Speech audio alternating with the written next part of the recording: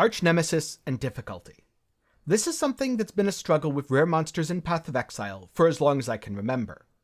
There have been times where rares felt difficult but unrewarding, where rares provided random difficulty spikes, especially when it came to League mechanics. When Abyss came out, I remember there were diving bats that would just one-shot you, because they had Soul Eater, and they'd spawn enemies. They'd instantly feed themselves 100+ souls, and then you just died. Furthermore, because it was a diving bat, it would of course be invulnerable. You couldn't kill it, but it could kill you. For as long as I can remember playing Path of Exile, I can remember difficulties arising from rares. So, rares and difficulty go hand in hand. I do think that overall, the Archnemesis system is an improvement over what we had before. It is far from perfect. The upcoming defensive changes are definitely going to go a long way towards improving that. But there's also a good chance that more work needs to be done. And today, I want to talk about what that work means and what it will mean for the future of Path of Exile, looking beyond 3.18 and 19, and looking at 4.18 or 4.19. What does Archnemesis need? In my opinion, and I'm not a game developer, I could be wrong about all this, but what does Archnemesis need? So that in 4.13, we don't have a problem of Archnemesis rares getting out of control. Now in this video, I'm only going to be talking about difficulty and not rewards. The reason I'm not going to talk about rewards is right now, it's kind of a mess, and I expect that GGG is going to be addressing it in a more direct way in the near future. So to make sure that this video isn't out of date by a news post that comes out 5 hours after it's released, I'm just going to talk about difficulty, and talk about what they're doing and what I think they maybe should do in addition. To start with, what they're doing is tuning down a lot of especially the defensive effects of Archnemesis modifiers.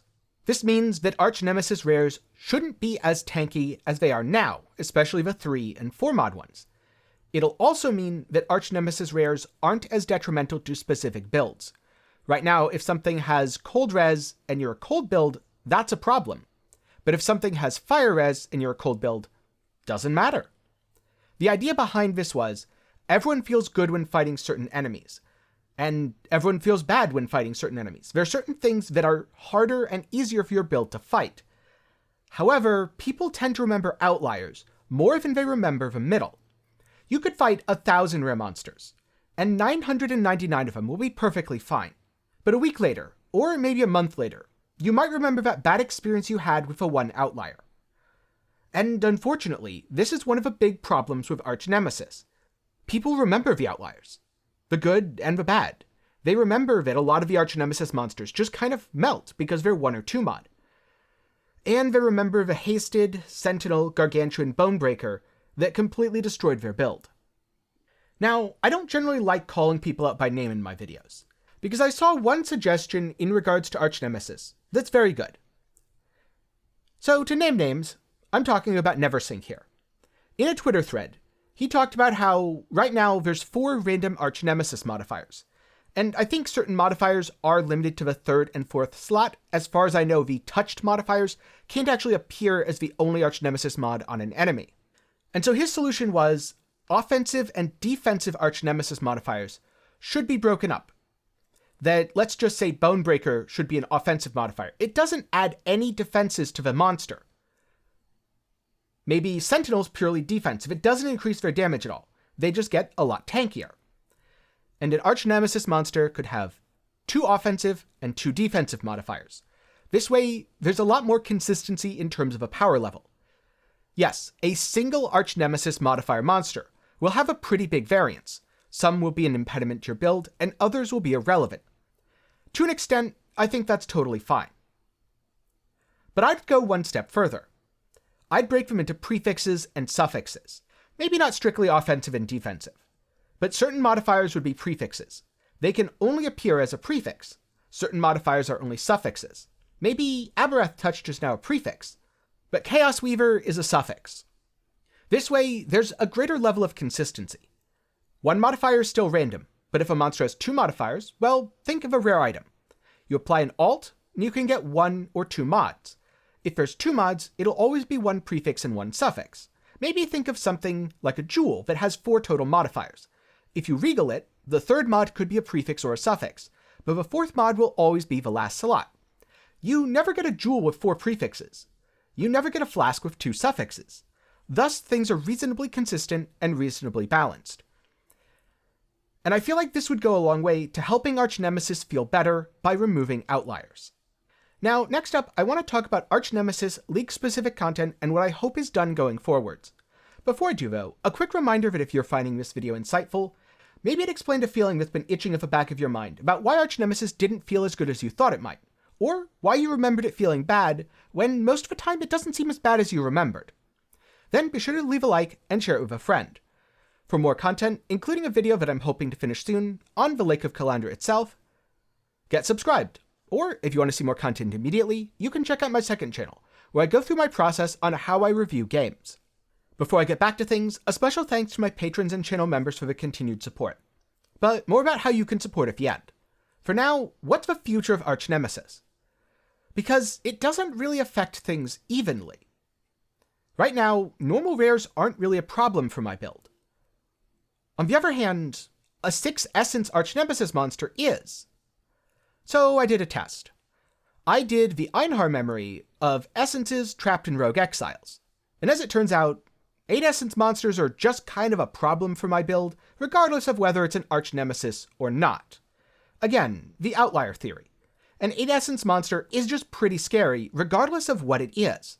And doing this test kind of opened my eyes to things, where it's not always about Archnemesis itself, but the multiplicative effects of power. Sure, a hasted Archnemesis monster is very scary, but Xandro Bonecrusher, I think that's what he's called, the Ground Slam Exile, he's also really scary. He'll stun lock me, and if I get hit once, I'm just dead. Thankfully, he didn't spawn in this map. So what can we do to eliminate that problem?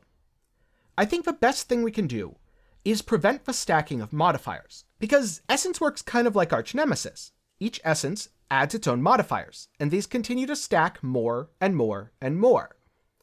If you have 4 Archnemesis modifiers, 8 Essence modifiers, and a Delirious modifier, well, that's a terrifying raid boss. You don't fight that alone. You get 3 friends, and then you all still probably die. But unfortunately, it's not quite that simple, because people like it when things get scarier, more dangerous, and you can push your build to compensate for that. So I think we maybe need some more clear delineations. Essence is a perfect example of this. Baseline Essence monsters aren't all that scary, but as you invest into Atlas passives, they get significantly more scary. In fact, they get quite terrifying. You're able to opt into difficulty, and you're punished for it. This is a good system. So moving forward, I'd like to see League content that has a relatively approachable baseline difficulty, that it isn't that much more difficult than a regular old Tier 16 map.